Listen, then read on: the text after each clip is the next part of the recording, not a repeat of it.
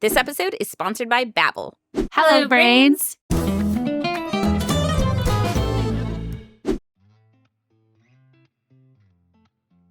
I am so excited for this series. A lot of people have been asking questions about ADHD and pregnancy, and I decided to do a 6-part series with ADHD coach, Master ADHD coach, and pregnancy expert Dusty Chipura, where we answer a lot of questions and talk about tips and strategies by trimester. I'm going off of this idea that there are actually 6 trimesters. There was this article that I read by somebody named Dr. Amos, which I will link to in the description below, about how there aren't 3 trimesters in pregnancy.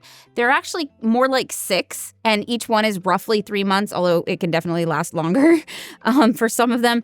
But one is the pre-trimester, which is what we're talking about now, preconception, before you even get pregnant. Because it turns out that a lot of what happens before you get pregnant is going to have an impact on your entire pregnancy, on the outcomes, on the child that your future child. Dusty actually pointed out it's a really important episode if you're ever thinking of getting pregnant, if you know somebody who's thinking of getting pregnant, because there really is a lot that goes into preparing for pregnancy. And the earlier that starts, the better, right? Yeah, even if you're thinking of getting pregnant years from now, if you know you someday want to be pregnant, it doesn't hurt to give this a watch. I also encourage you to share what you know in the comments below.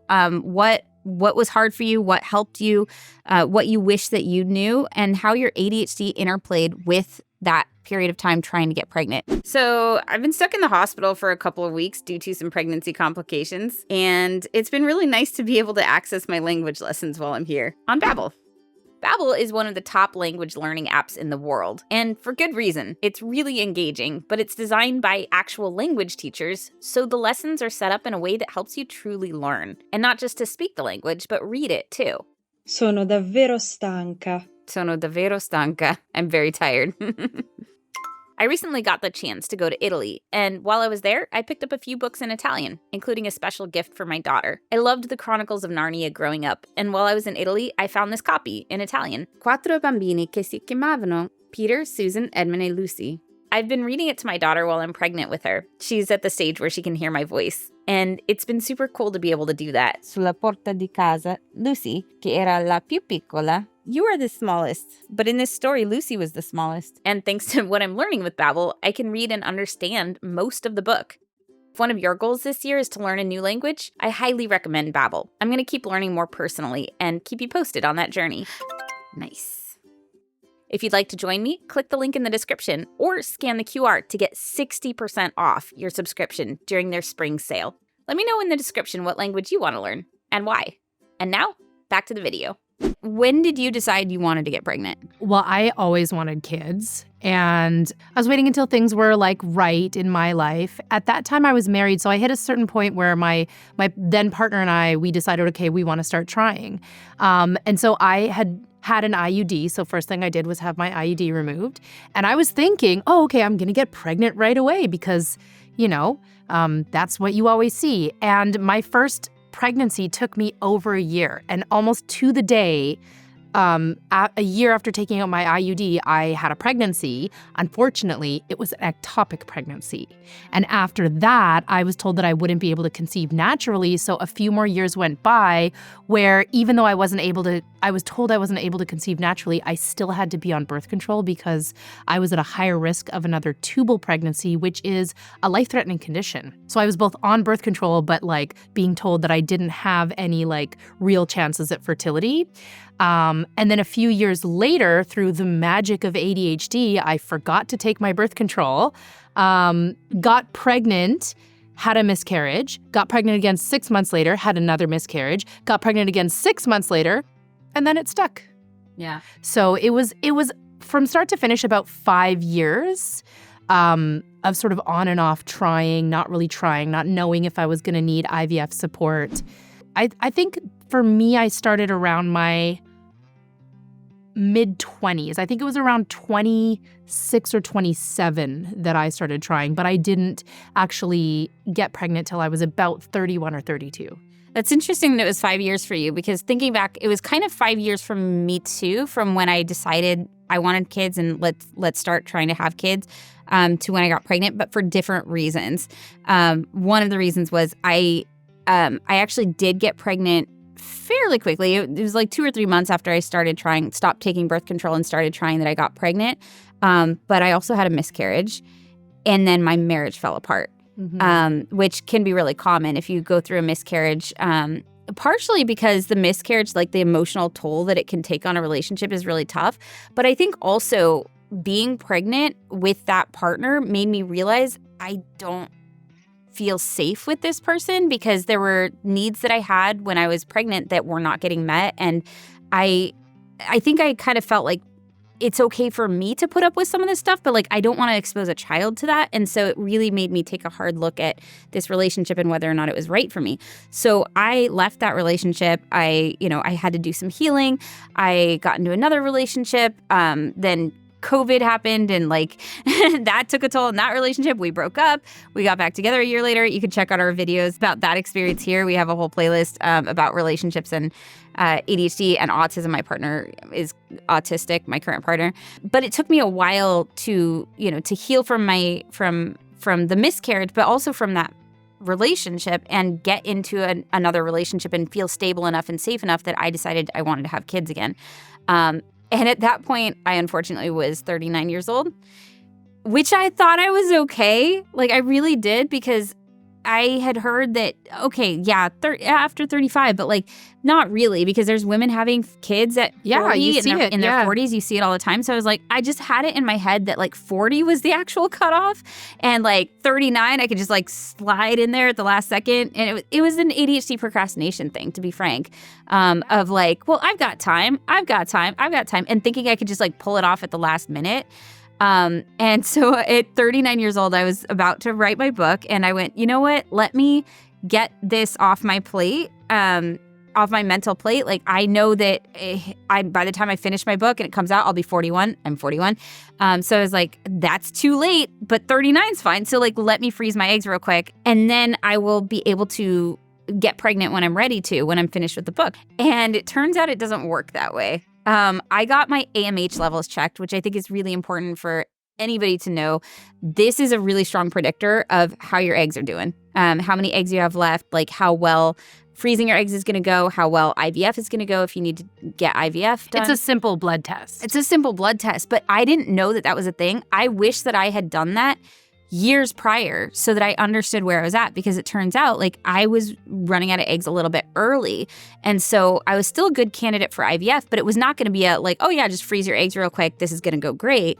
It was okay, like, maybe we'll end up with 10 eggs, and out of that, only a certain percentage of those will end up working. And so like it already, the odds were not as good as I thought they would be. And then once I started IVF, it was actually not going as well as they thought then, too. So I went through like a year-long journey trying to get pregnant. And thankfully, I was able to, eventually with a lot of medical intervention. But I wish that I had known that it's not this like, it's not turning in a paper the night before it's, due. Yeah. Like, well, and everything you say, it's so relevant. Because again, like today, a lot of things are changing for us as a society, and it's not the kind of thing where you just like get married, you're together forever, and then you have a kid or a couple of kids. Like lots of people are in different, domestic situations, right? And for me, like I always wanted to have another kid, and after I, was divorced, I was in my mid-30s. I was like right in my mid-30s, so I'm starting to think about my fertility, right? And how much longer I have, considering that it took me 5 years the first time. So one of the things that I literally did was like, when I first started dating someone, I'd be like, you should know that, not that necessarily turned out super well for me, but it was, it was like an interesting space to be in. I'm like, how do I date as a person in my mid-30s, knowing that I'd like to have a child, but like, I don't want to rush into something with someone, but like, we change relationships more often. We have careers to think about, right? So all of these things are going to come into play. And, globally, like we are moving towards people having children older, which means that fertility planning is one of these things that we have to be thinking about. But with ADHD, it's harder because we tend to have that time horizon, right? Where we're not able to see as far in the future. We're not thinking, 5 or 10 years down the road. We're only maybe thinking 1 year. And unless you're thinking, I want to have a baby next year, then maybe you're not thinking about it all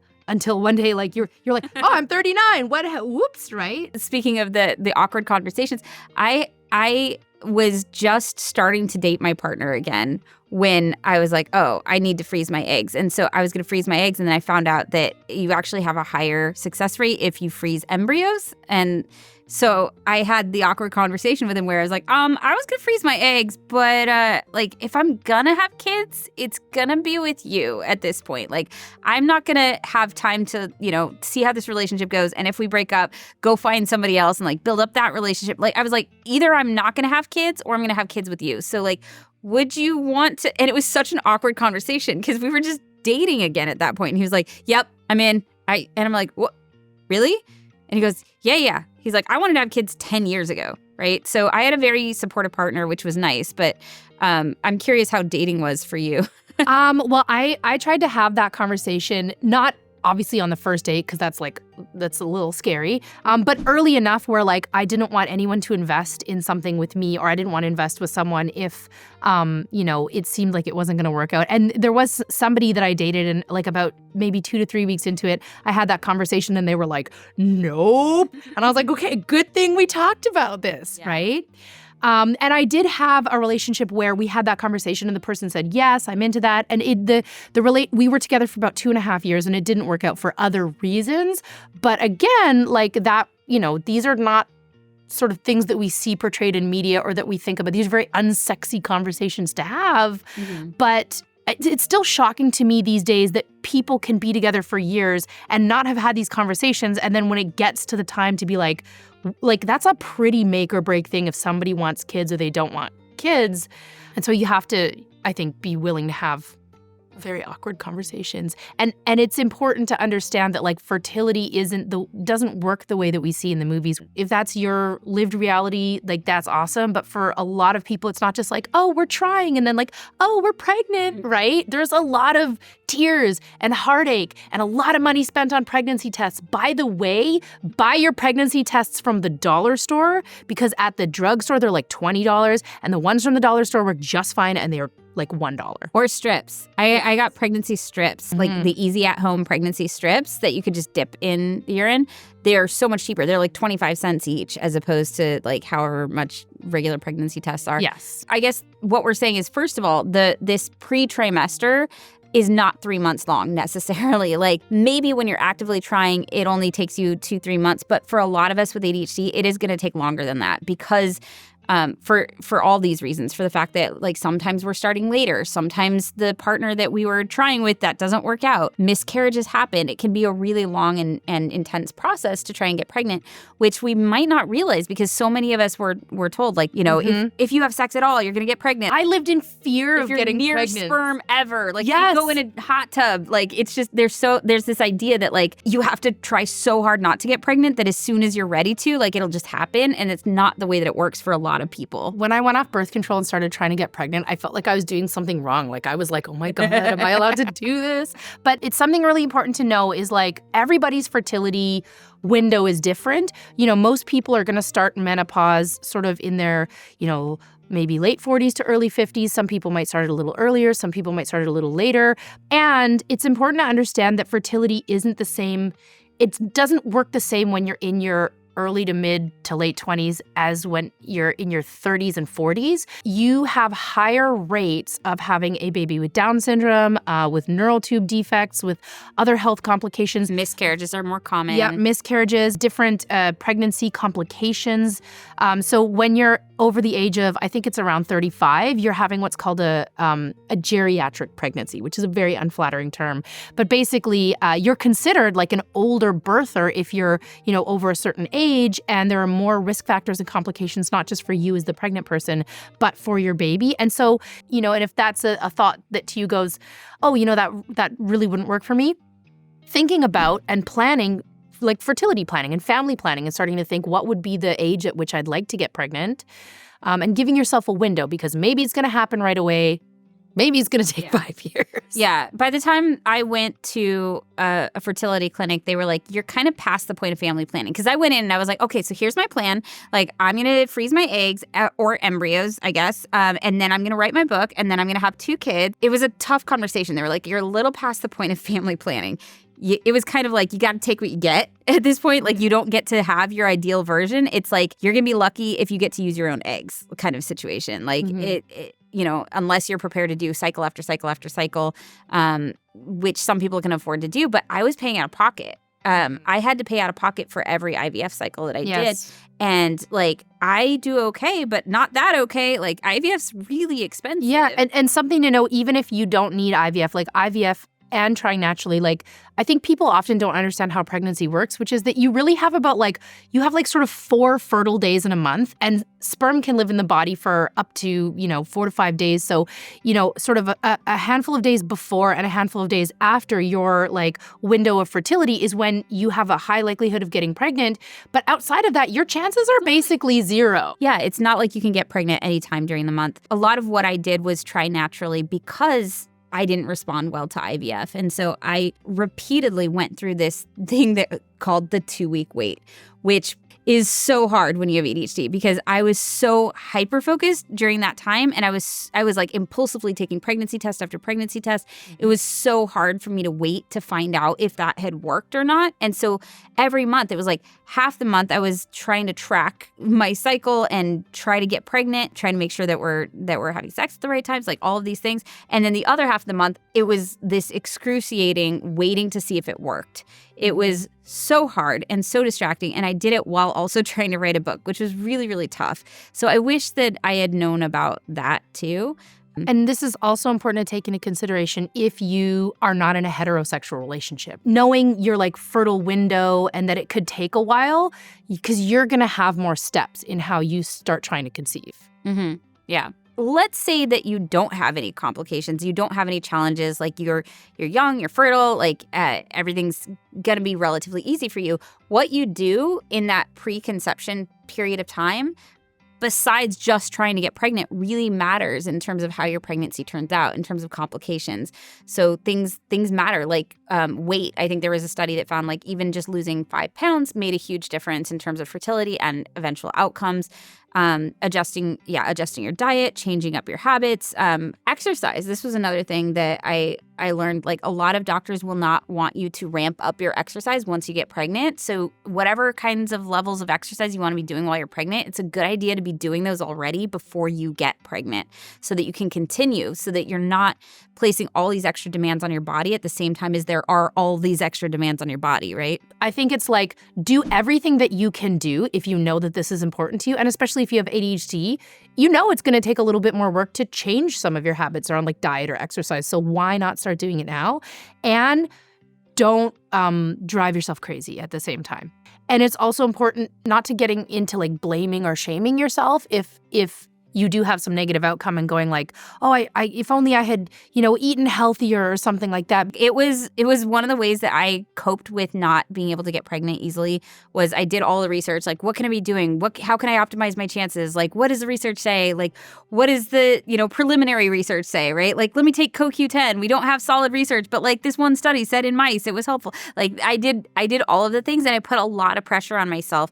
And I ended up having to make an interesting deal with my future kid where I was okay, this has to be healthy for me too, because I realized I was sacrificing my own mental and kind of physical health in trying to do all of the things right, trying to get it all perfect.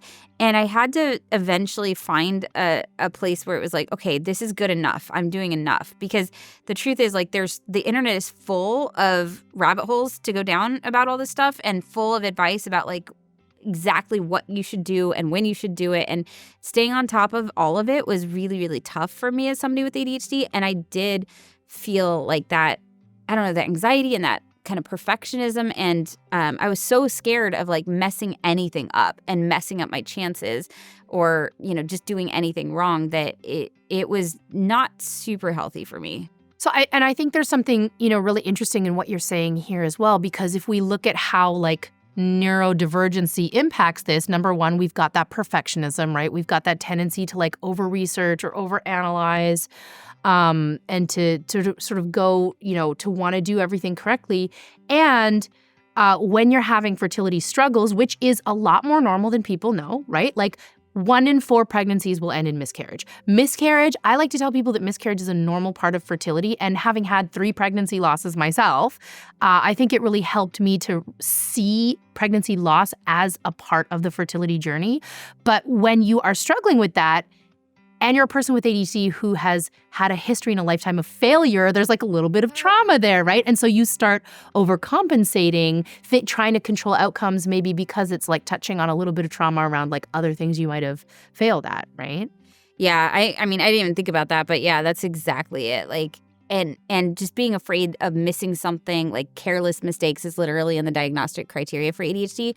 If you're trying to get pregnant, like, especially if you're going through IVF, there's so many things that could go wrong that, and also you're spending a lot of money on it too, right? So what if I mess up? There's a whole lot of like internalized negative messages around like, I have to get this right, and I've failed at so many things. Like, I don't want to fail at this too. It's normal to not get pregnant for about a year. At least in Canada, that's what we say, right? So after about a year, that's when your doctor might refer you out. You might start getting some tests and things like that. But it can take up to a year for healthy couples who are doing everything right to get pregnant. If you have fertility challenges, I think there's more reasons to look into how to do things correctly. But if you're just starting out or you have no reason to think that you have any fertility issues, also kind of from like a holistic like doula perspective, it's important to remember that like people's bodies have been doing this for thousands of years without any of that information, like without, going down rabbit holes, without trying to do everything right. And so if you are, at the beginning of that journey and you don't have any cause for concern,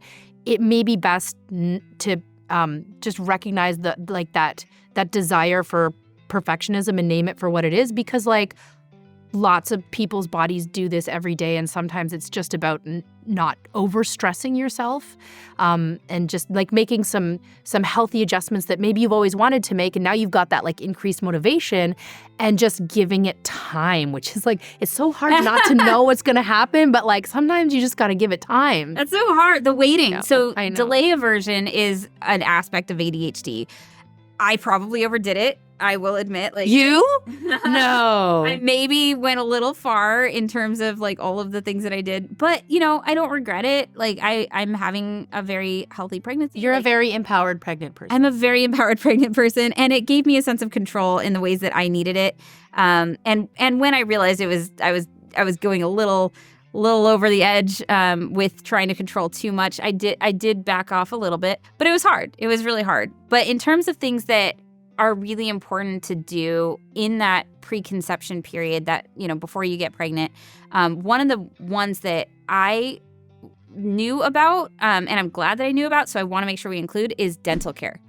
Like, taking care of your teeth is actually really important, and that's something that is really difficult for people with ADHD. And so if you, like me, had neglected your teeth for a long time, it might be good to go to the dentist before you go and try and get pregnant. And if someone's watching this episode because we said, hey, you should watch it if you ever want to get pregnant, I think it can be really powerful to maybe have that be a mindset of looking at dental care that makes it feel more empowering and easier.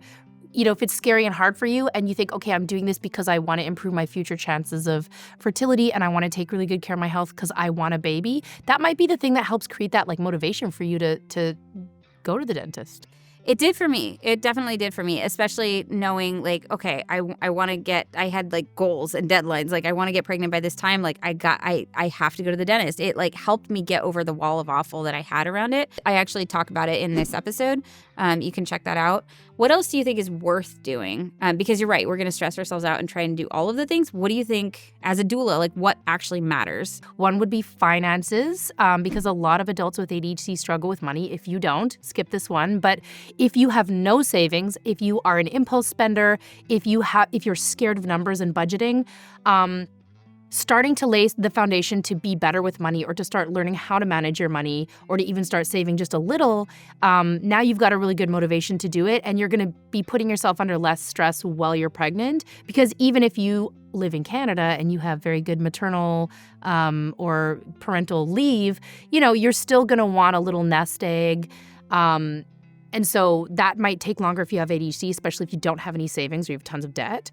I would say nutrition, obviously, because there's so much really overwhelming information about what you're supposed to do and not do when it comes to nutrition in pregnancy, especially if you end up having gestational diabetes, or if you are a person who already has diabetes. And food is really hard with ADHD, right? Even if you're not pregnant. And when we're looking at people who might be ADHD, right, like autistic and ADHD, and they might, now we're looking at stuff like ARFID or safe foods, or like, different patterns and ways of eating that might be in conflict with what is needed during pregnancy. Well, if you have, 12 months, 6 months, 3 months before you get pregnant, you can almost start practicing in a low-stakes environment, right? You've got the motivation and there's no negative consequences to failing, so you can start practicing incorporating, more leafy greens, or cooking at home, or just getting enough calories, hitting your macros, right? Or taking your prenatals. It can actually be really important to take prenatals even before you get pregnant. Yeah. Because a lot of times by the time you find out you're pregnant, like you've already been pregnant for a little bit. So yeah, it never hurts to start including more folic acid in your diet, more choline in your diet, more protein in your diet, especially like iron and protein are big ones that pregnant people are often lacking, especially iron. If you're a person who doesn't eat a lot of meat, or you don't like a lot of foods that are rich in iron, starting to figure out and break down like ways that you can get enough iron in your diet. Dark chocolate, by the way. My partner brings me, he's like, this is medicinal chocolate. And I laugh. And then my iron started to tank a little bit. And I was like, I really need to get more iron. And he goes, yeah, medicinal chocolate. And I looked at it and I'm like, oh, this is actually really high in iron. So yeah, there's non-meat sources for iron for sure. I'm going to try to bring up iron in every single one of these videos because it's so important, and so many people that I've worked with as a doula have been low in iron. Like it can be a big challenge. And so I'll say, like, if you are a person who doesn't really like a lot of the foods that iron is present in, first of all, I mean, you can take iron supplements, but there's other, things with that. They can cause some GI issues. There's this fish that you can get. It's an iron fish. You put it in a pot of water. Say you're making pasta, you're boiling pasta. It secretes like little tiny iron filaments that get in your food, and cast iron frying pans do the same. So anyway, starting to work on your nutrition. So finances, nutrition, and then the third area I would want to see people with ADHD laying as a groundwork is thinking about their support network. Even just with— If you didn't say it, I was going to say it. Yeah. Even with people who, aren't pregnant with ADHD, I'm always really promoting the idea that you need other people, right? You need to delegate, you need to ask for help. So Dr. Russell Barkley said something along the lines of the effectiveness of any accommodations for ADHD depend on the people around the person with ADHD being willing to give those accommodations, or being willing to help create that environment, right?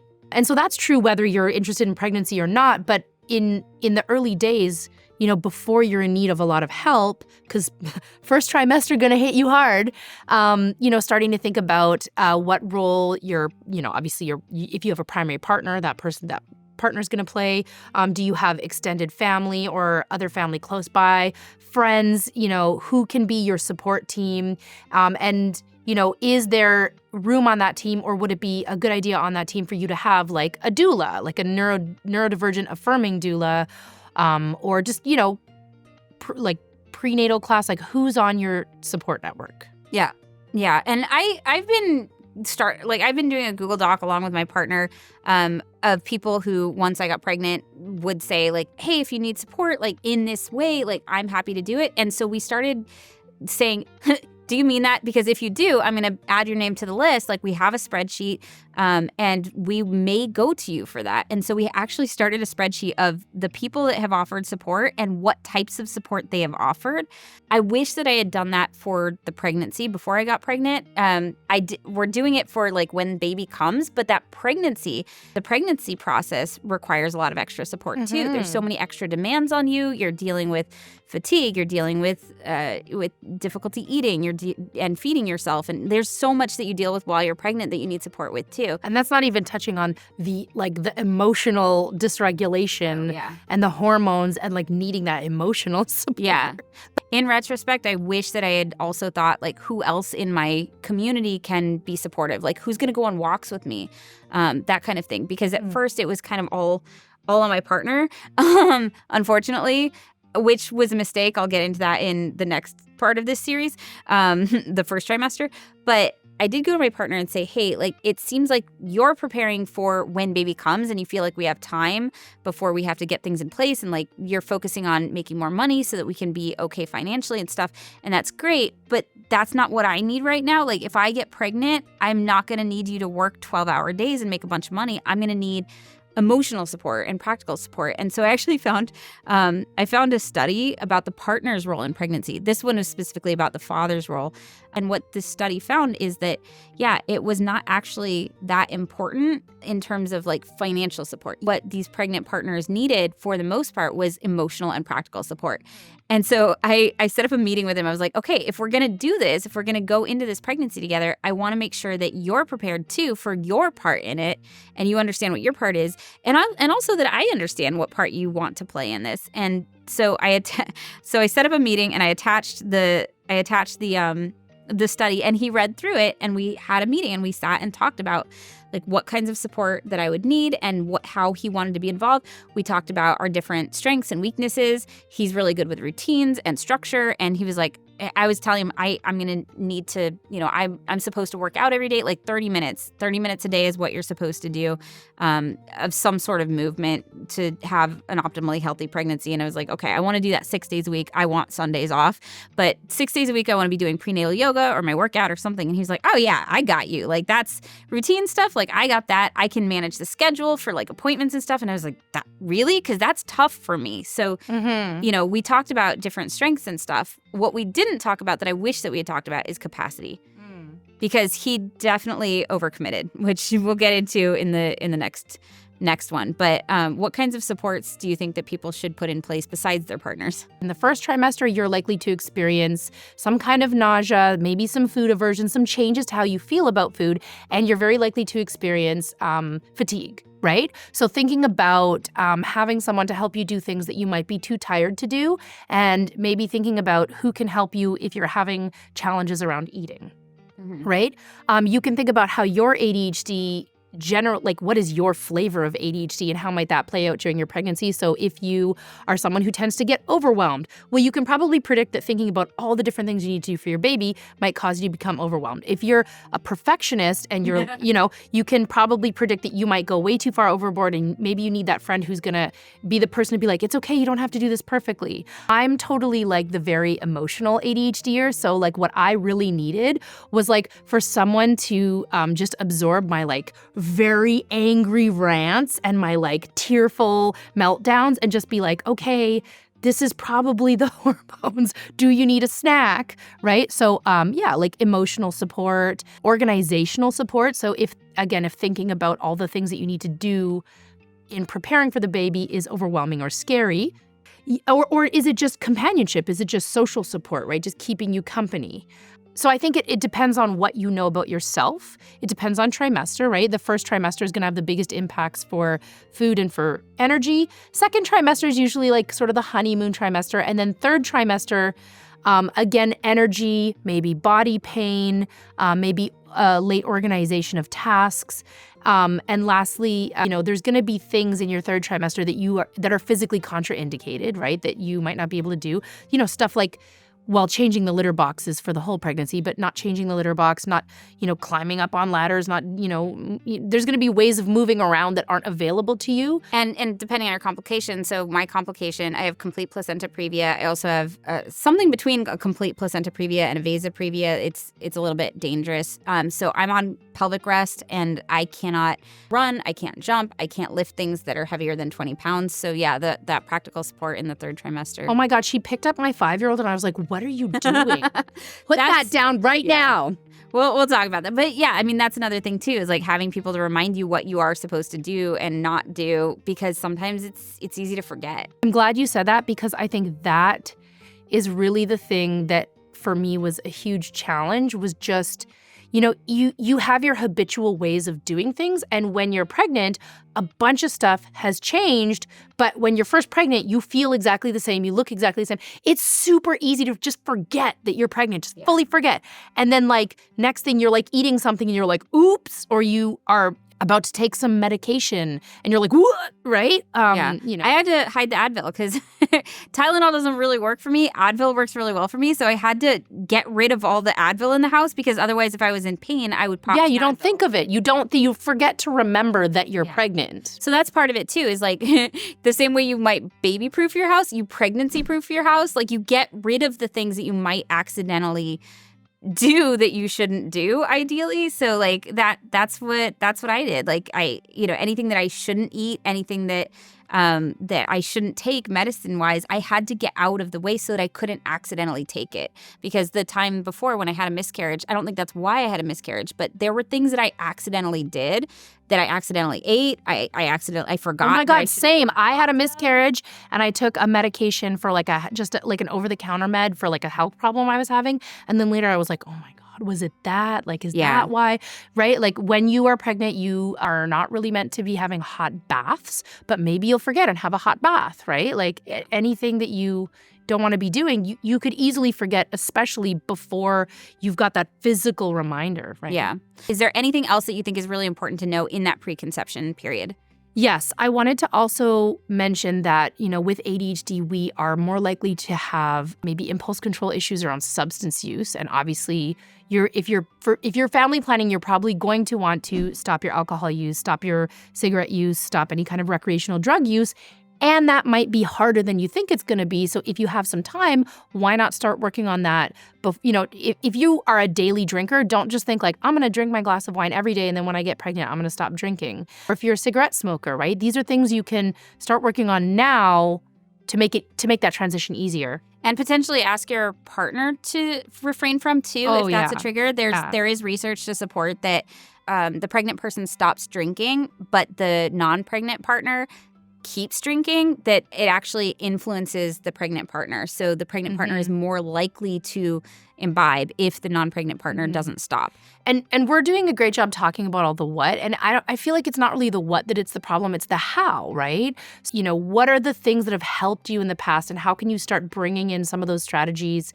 Does it look like working with an ADHD coach or asking other people, looking up resources, right? If you have ADHD, it's never just as easy as going, I'm going to stop drinking or I'm going to increase my intake of healthy vegetables, right? The what is great. Start thinking about the how, because that's where ADHD gets us. I think for me, something to consider is if you're the partner who has the sperm, you should, there are things that you can do to increase your chances, right? Stay out of hot tubs.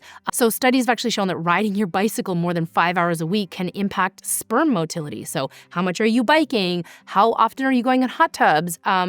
Seated heats in cars is something that somebody mentioned, and I would never have even considered that, but essentially you got to keep the boys cool.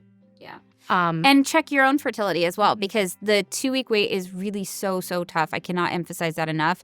If that 2-week wait, happens month after month after month, and then you find out as the person who's trying to get pregnant that your partner that's where the infertility is coming from. That's something that's actually really easily checked. So Dr. Amos, who wrote the article about the 6 trimesters of pregnancy, actually recommends that the partner with the sperm gets their fertility checked because it's quick, it's easy, and then it's just a good idea. Yeah. Cool. Well, Dusty, you're amazing. You're a wealth of information. If people want to find you or know more about ADHD and pregnancy, I think you have a workbook, right? I have a workbook. I actually have a Notion template that people can download from my website. It's more for once they are pregnant. So it's you just go to my website. You can sign up for the Notion template. You get weekly reminders, weekly pregnancy journals, a buttload of checklists that will help you stay on top of everything to be organized for your pregnancy. I also wanted to mention we didn't talk about what a doula is, But there are fertility doulas. So if you're struggling with your fertility, you can retain, not me, I'm not a fertility doula, but you can retain the services of a fertility doula in this phase, in the pre-pregnancy Really phase. cool. And like a super low budget thing you can do. I used the app Pre-Mom, and I found it really helpful to track my cycles with this app and talk with other people who were going through the same thing. But also for like a couple of bucks, like $2-3, I forget exactly, but it was pretty cheap. You could ask a question of one of their nurses. And so the times when I was driving myself up the wall, I would actually be able to ask and stop researching on my own and go, okay, I'm paying a couple bucks for them to answer this question for me so that I stop driving myself up the wall. Yes.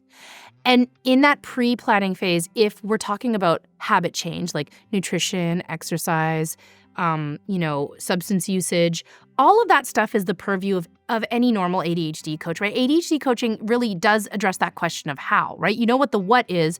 Solving the how is often more challenging with ADHD, and that is the role of a coach, to be your supportive partner and to help you figure out where you're getting stuck. So might be worth looking into. That's a really good idea. Thank you so much, Dusty. Thank you again to Babbel for sponsoring this video. Click the link in the description or scan the QR to get 60% off your subscription during their spring sale. Thank you to my brain advocates and all my Patreon brains for allowing us to do content like this. I'm really excited. If you want to see more about the pregnancy stuff, like, subscribe, click all the things, and we will see you next video. Bye, brains. Oh, and again, feel free to leave in the comments your own personal experience, your own tips, tricks. There is so much to say about all of this. I'm very curious what has worked for you, what really didn't work for you, any advice that you've seen on the internet that was just not ADHD friendly, or stuff that you were able to adapt in a way that made it more ADHD friendly. I think it's really important to have this conversation. So yeah, please engage, and we will see you next video. Bye, brains.